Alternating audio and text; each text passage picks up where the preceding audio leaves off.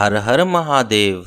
प्रिय भक्तों, आज हम इस वीडियो में शिव पुराण के श्री रुद्र संहिता में प्रथम खंड के 12वां अध्याय, जिसमें देवताओं को उपदेश देना है, आज हम आपको सुनाएंगे। तो चलिए शुरू करते हैं। नारद जी बोले, ब्रह्मा जी, आप धन्य हैं, क्योंकि आपने अपनी बुद्धि को शिव चरणों में लगा रखा है।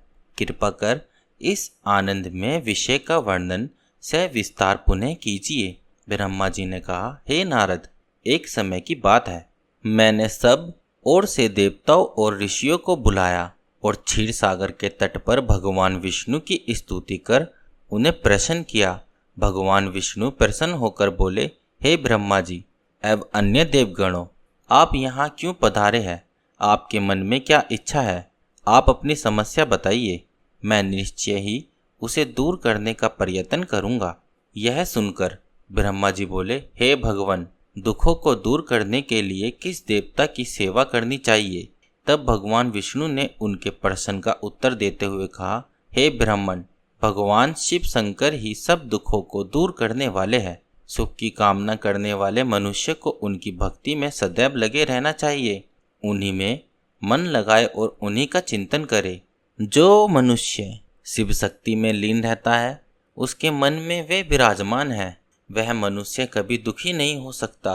पूर्व जन्म में किए गए पुण्यों एवं शिव भक्ति से ही पुरुषों को सुंदर भवन, आभूषणों से विभूषित स्त्रियां, मन का संतोष, धन संपदा, स्वस्थ शरीर, पुत्र पौत्र, अलौकिक प्रतिष्ठा, स्वर्ग के सुख एवं मोक्ष प्राप्त होता है। जो स्त्री या पुरुष प्रतिदिन भक्ति पूर्वक शिवलिंग की पूजा करता है, उसको हर जगह सफलता प्राप्त होती है, वह पापों के बंधन से छूट जाता है।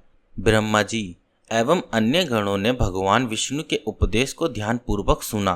भगवान विष्णु को प्रणाम कर कामनाओं की पूर्ति हेतु उन्होंने शिवलिंग की प्रार्थना की। तब श्री विष्णु ने विश्वकर्मा को बुलाया, कहा, हे मुने, तुम मेरी आज्ञा से देवताओं के लिए शिवलिंगों का निर्माण करो।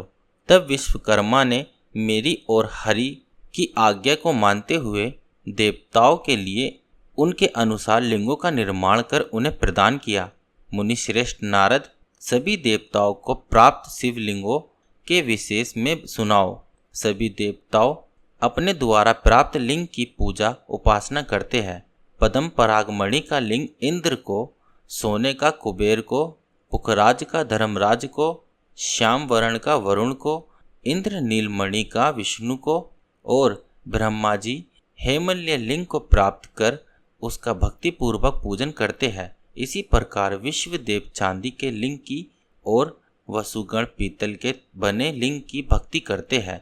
पीतल का अश्विनी कुमारों को, स्फटिक का लक्ष्मी जी को, तांबे का आदित्यों को और मोती का लिंग चंद्रमा को प्रदान किया जाता है। वज्र लिंग ब्राह्मणों के लिए व मिट्टी का लिंग ब्राह्मणों की स्त्रियों के लिए, मायासुर चंदन द्वारा बने गए लिंग का और नागों द्वारा मूंग के बने शिवलिंग का आधार पूर्वक पूजन किया जाता है। देवी मक्खन के बने लिंग का अर्चना करती है। योगी जन भस्म में लिंग की, यक्षगण दधि से निर्मित लिंग की, छाया देवी आटे के लिंग और ब्रह्मपत्नी रतन में लिंग की पूजा करती है। बाणासुर पार्थिव लिंग की पूजा करता है। भगवान विष्णु ने देवताओं को उनके हित के लिए शिवलिंग के साथ पूजन विधि भी बताई। देवताओं के वचनों को सुनकर मेरे हृदय में हर्ष की अनुभूति हुई। मैंने लोगों का कल्याण करने वाली शिव पूजा की उत्तम विधि बताई। यह शिव भक्ति समस्त अभिष्ट फलों को प्रदान करने वाली है। इस प्रकार लिंगों के विषय में बताकर ब्रह्मा जी ने शिवलिंग व शिव शक्ति की महिमा का वर्णन किया। शिव पूजन भोग और मोक्ष प्रदान करता है। मनुष्य जन्म उच्च कुल में प्राप्त करना अत्यंत दुर्लभ है, इसलिए मनुष्य रूप में जन्म लेकर मनुष्य को शिव भक्ति में लीन रहना चाहिए। शास्त्र द्वारा बताए गए मार्ग का अनुसरण करते हुए जाति के नियमों का पालन करते हुए कर्म करे। संपत्ति के अनुसार दान आदि दे, जब तप यज्ञ और ध्यान करे। ध्यान के द्वारा ही परमात्मा का साक्षात्कार होता है। भगवान शंकर अपने भक्तों के लिए सदा उपलब्ध रहते हैं। जब तक ज्ञान की प्राप्ति न हो तब तक कर्मों से ही आराधना करे। इस संसार में जो जो वस्तु सत असत रूप में दिखती है अथवा सुनाई देती है वह प्रभ्रम शिव रूप है। तत्व ज्ञान न होने तक देव की मूर्ति का पूजन करे। अपनी जाति के लिए अपनाए गए कर्म का प्रयत्न पूर्वक पालन करे। आराध्य देव का पूजन श्रद्धा पूर्वक करे, क्योंकि पूजन और दान से ही हमारी सभी विघ्न व बाधाएं दूर होती है। जिस प्रकार मेले कपड़े पर रंग अच्छे से नहीं चढ़ता परंतु साफ कपड़े पर अच्छी तरह से रंग चढ़ता है, उसी प्रकार देवताओं की पूजा अर्चना से मनुष्य का शरीर पूर्णतः निर्मल हो जाता है। उस पर ज्ञान का रंग चढ़ता है और वह भेदभाव आदि बंधनों से छूट जाता है। बंधनों से छूटने पर उसके सभी दुख दर्द समाप्त हो जाते हैं और मोह माया से मुक्त मनुष्य शिव पद प्राप्त कर लेता है। मनुष्य जब तक गृहस्थ आश्रम में रहे तब तक सभी देवताओं में श्रेष्ठ भगवान शंकर की मूर्ति का प्रेम पूर्वक पूजन करे। भगवान शंकर ही सभी देवताओं के मूल हैं।